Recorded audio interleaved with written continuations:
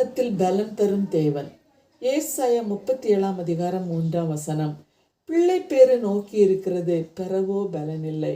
கிறிஸ்துவுக்குள் அருமையானவர்களே, இந்த வசனம் நமக்கு விளக்கும் உண்மை என்னவெனில், உலக வாழ்வில் செய்ய வேண்டிய வேலை தொடங்கிவிட்டது, ஆசீர்வாதமும் அருகில் இருக்கிறது, நமது முயற்சியெல்லாம் முடிந்து விட்டது. ஆனால் பலனை அனுபவிக்க முடியாத நிலை ஏற்படும் போதும், நமது எதிர்பார்ப்பு எதிர்மாறாக நிகழும் போதும், உடல் சோர்வுகளும் மன உளைச்சலும் எதிர்பார்ப்பின்மையும் ஏற்பட்டு இனி முடியாது என்ற நிலையில் இருக்கும் நம்மை பார்த்து கர்த்தர் கூறுகிறார், பிள்ளை பேறு நோக்கமா இருக்கிறது, பெறவோ பலன் இல்லை. இப்பேற்பட்ட சூழலை கர்த்தரிடத்தில் ஒப்பு கொடுக்கும்போது அவரே நமது தீர்வாக இருப்பேன் என்கிறார். கர்த்தர் உங்களுக்காக யுத்தம் பண்ணுவார், நீங்கள் சும்மா இருப்பீர்கள்.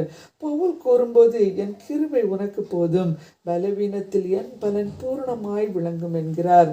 பிரியரே, எசேக்கியா ராஜா யூதாவை ஆட்சி செய்யும் காலத்தில் அசீரிய ராஜாவாகிய சனகெரிப் யூதாவில் உள்ள அநேக பட்டணங்களை முற்றுகையிட்டான்.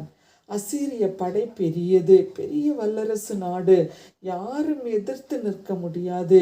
எதிரியாகிய ரப்சாக்கே தேவனை நிந்தித்து, உங்கள் தேவன் உங்களை காப்பாரா? இந்த கேள்வி இஸ்ரவேல் மக்களை மிகவும் வேதனைப்படுத்தியது. இதை கேட்ட எசேக்கியா எதிரிகளிடம் ஒன்றும் கூறவில்லை. தன் வஸ்திரங்களை கிழித்து ரெட்டு உடுத்தி கொண்டு கர்த்தருடைய ஆலயத்தில் பிரவேசித்து தன் பிரதானிகளை ஏசாயா தீர்க்கதரிசியிடம் அனுப்புகிறார்.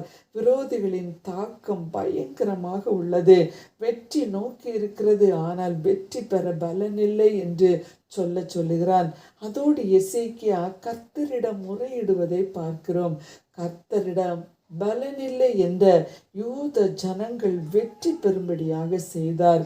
நமது சொந்த பலனில் இல்லை, தேவ பலத்தோடு செய்வோம்.